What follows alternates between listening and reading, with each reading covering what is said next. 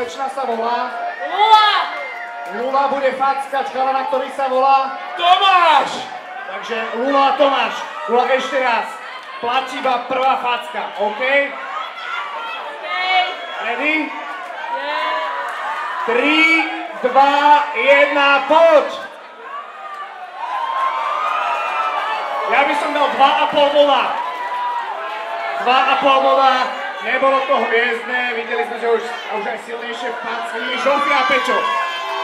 Žofia, priprav si náprah. Odpočítam ti to. 3, 2, 1, poď!